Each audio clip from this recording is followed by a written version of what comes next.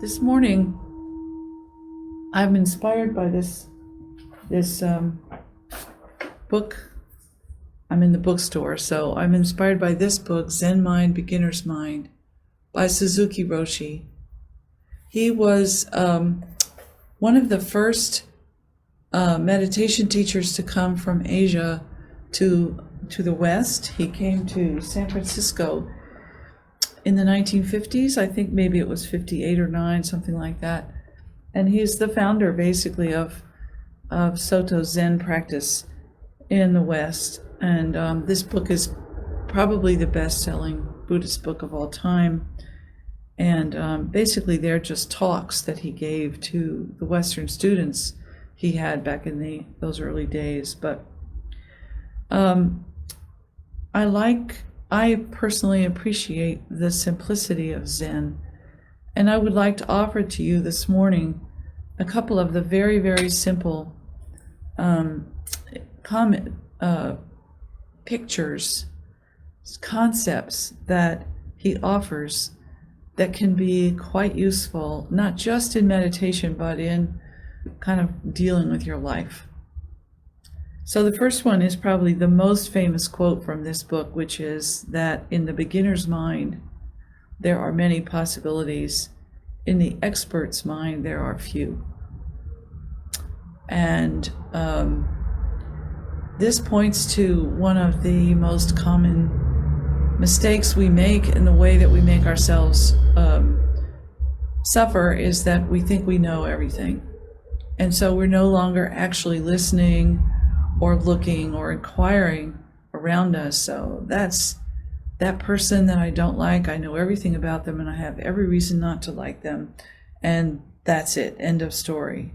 And that person never has the potential to become a friend or an ally, or suddenly if there's a tornado and that person is your neighbor and you need to help each other, you have a problem because you've narrowed the relationship down to one of enemies. So in the idea that that Roshi is pointing to is the idea that in reality, in the real world, everything is possible, anything is possible. And when we narrow things down, we reduce the potential of our own lives, and we create hardships for ourselves that are completely unnecessary. And a lot of that is worry and stress. You can say, this always turns out bad. This particular thing always turns out bad. And whenever I visit my sister, we always fight. That's the quote unquote expert's mind. So he gives advice about cultivating a beginner's mind, which is simply trying to be curious. Maybe things aren't the way I think they are. Maybe other things are happening than what I think I know. And it's important to say that all Buddhist teachings are based on the very fundamental idea that we are already endowed by nature as human beings. Every single human being, without exception, is endowed with this incredible clarity and wisdom, and also limitless compassion. It's something that the Zen teachers call original mind. It's always been with you and indestructible, always part of you, always will be part of you, but largely ignored and overlooked. And so the whole point of all Buddhist meditations is to slow down and connect with this original mind, which is a beginner's mind, which is open and fresh and immediate. And that simple practice can completely change your life. It's not easy. We have trained ourselves to ignore our original mind, so to speak. We have trained ourselves to scramble and scrabble and wrestle with the world. And so that's what we are most familiar with doing, and that's what we fall back on constantly. So this restlessness that we have really drives everything, and it's very powerful. And the answer that Roshi gives in this book, the way to handle that restlessness is to create space. He said it's like a cow that is kicking and screaming when it's locked up in the barn, stressed out, worried, frightened. If you turn it out into a large pasture, it can calm itself down. And so when we do meditation, the image to have in your mind is that you are giving yourself, your stressed out, restless self, a big open space. And then you can just stand back and see what happens. You're not going to force yourself to be calm and peaceful. You're not going to suddenly become someone else or try really hard to be better than you are or whatever. We don't care. The cow is not the problem. Its restlessness is not the problem. It's the confinement. It's the idea that you must meet your own expectations all the time. And that is the sort of thinking that you know what should happen, and then being disappointed or upset with yourself when things are not the way you think they should be. So that said, the meditation is very simple, and it has 3 parts. It has, first we settle, and that is, in essence, remember the context is creating a large open space for your spirit to settle into its original nature, which is calm and open and loving. So the first way we do that is we settle our mind into our body. We connect the mind and body, settle the body into a comfortable position, open our eyes and ears, if you will, through the medium of the breath. By breathing, connecting with our breath, we are doing 2 things. One is we're synchronizing body and mind together, which is almost never happens. It's a very good practice. And the second thing is we're connecting both body and mind to the space around us. So settle the body, connect through the breath, open with the breath. And then the third step of the practice is just to rest. They call it resting, but it also can mean looking. It's kind of looking around. Here you are now in this open, spacious pasture. What do you see? What do you feel? What goes on? What happens? And this looking is a very peaceful kind of looking. It's not looking with judgment or looking with critically. It's looking with curiosity, like a child who doesn't know what to expect, like a beginner. It's looking like a beginner. Oh, what is going on? What does that mean? Maybe I don't know. Just looking with that kind of attitude. Okay, so I'm going to guide us through this meditation and turn the camera towards a Buddha that I put next to me here. And I'll still be here, we'll talk, and then I'll come back at the end, okay? So here is a beautiful golden Buddha to look at. I'm here, there's traffic, so you might hear the traffic in the background. Okay, so begin by settling your body into a relaxed but upright posture. Feel that you are firmly supported by the seat that you're sitting on, connected to the earth, and like a tree with deep roots. This is your time to be present and awake. This is your opening the gate to the pasture, letting yourself have some space and quiet and time just for you. to sit down and see what you find. Experiment, look, inquire, gently and compassionately into your own state of being. What do you find inside of you?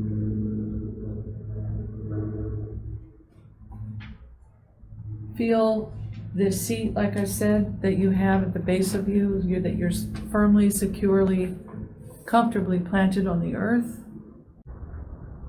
Your eyes and ears are open but not focused on anything in particular, like soldiers off duty, at rest, taking a break. I'm going to ring my gong now, and as we listen to the sound of the gong kind of disappearing into space, let your body completely settle and relax at the same time.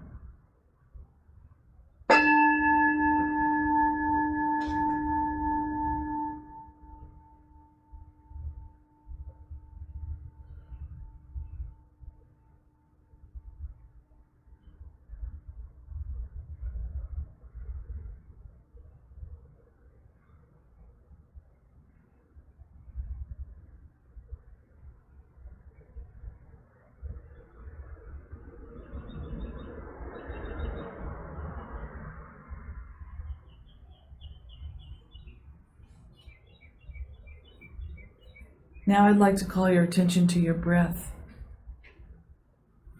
Notice how your belly opens to draw breath down into your body. If you're stressed or it's a difficult time for you, you could put your hands at the base of your belly and visualize your breath drawn down deep into your body like that as you take a breath in.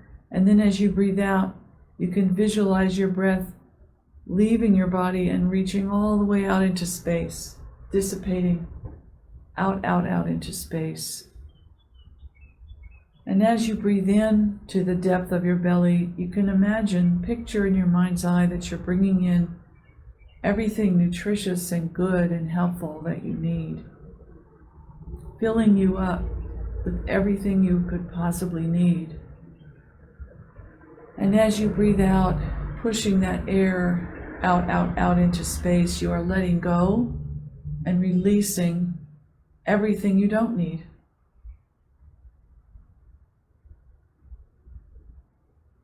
Just letting all of it go out into space, all the tension, all the dis-ease, all the stress.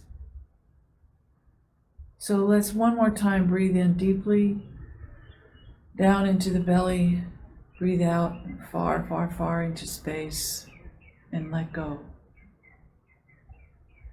Whenever your mind starts to wander or get confused or upset or anything that rises up, you can always come back to this breathing, feeling your breath. It's just sort of like a little touchstone you can come back to whenever you need to. But really, what we're after here, once we've settled down into this posture, and once we have connected with our breath, connected body and mind with breath, now we can just let go. Just be open and inquisitive like that beginner. Or like the cow who suddenly starts to notice that there are clouds in the sky, or trees around you, or shady places in the meadow, or sunlight, bright sunlight in some places, and cool shady places in some spots. What's going on around you? What do you see?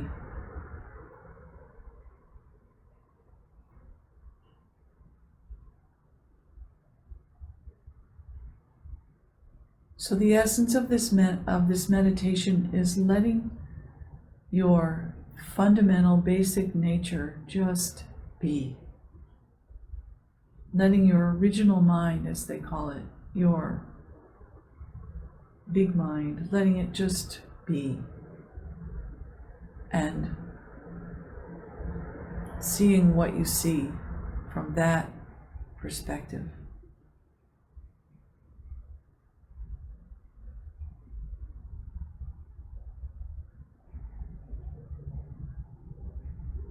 So it's natural that your mind will be active, even when you're in your big your big open meadow, even in this settled posture.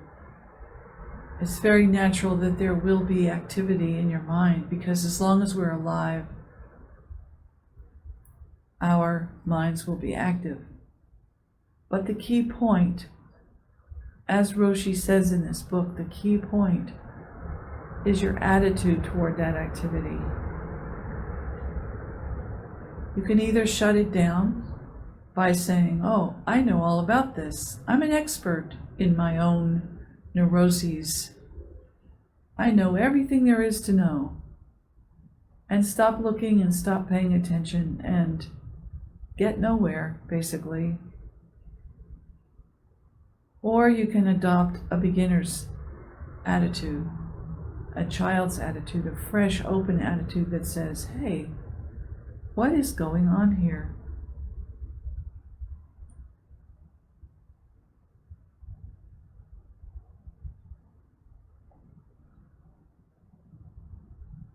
You know, think about how a baby picks up objects and smells them and licks them and shakes them to see if they rattle, and maybe throws it to see if it falls, how it falls, what happens. And so this is that kind of inquisitive, judgment-free attitude to have towards the activity in your mind. Where is it coming from? What does it sound like? What does it smell like? What kind of emotions are knocking around in there? And how long do they last? Where do they go?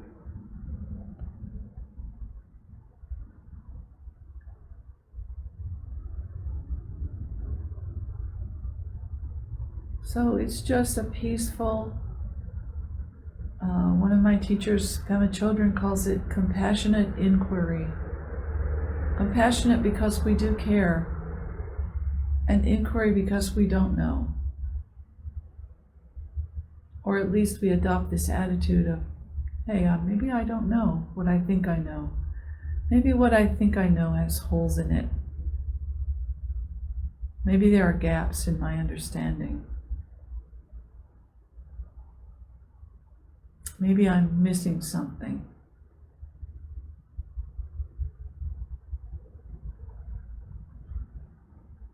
So I'm going to give us a few moments of silence, but I just remind you that feel that your body is settled. If your body becomes unsettled, just settle it again. Connect with your body and your mind by breathing, noticing your breath, and even maybe deliberately breathing deeply a few times in and out. And then dropping all of the technique or considerations or strategies and just looking to see what you see.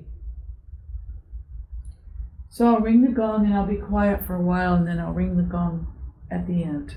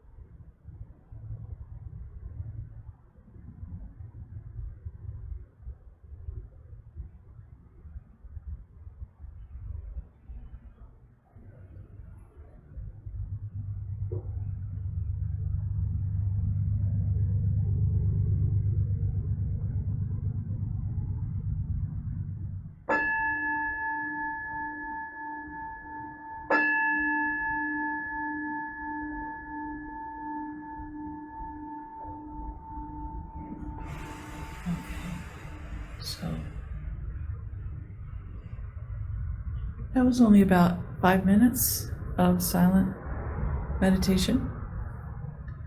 I hope you find it helpful. Roshi says in this book that meditation that we just did is the direct expression of our original nature. So think about that. See if that makes any sense to you. This is a practice you could do all day long. Whenever it occurs to you, you could just settle your body, connect with your breathing, and maybe consider a spacious, beautiful landscape for your mind to wander around in and go free and see what happens. Your body, in settled body, is always a home base you can come back to, so you can always just bring yourself back. Once you become familiar with this technique, you'll find it's very useful throughout your day. So I hope this has helped you. EBS is open now.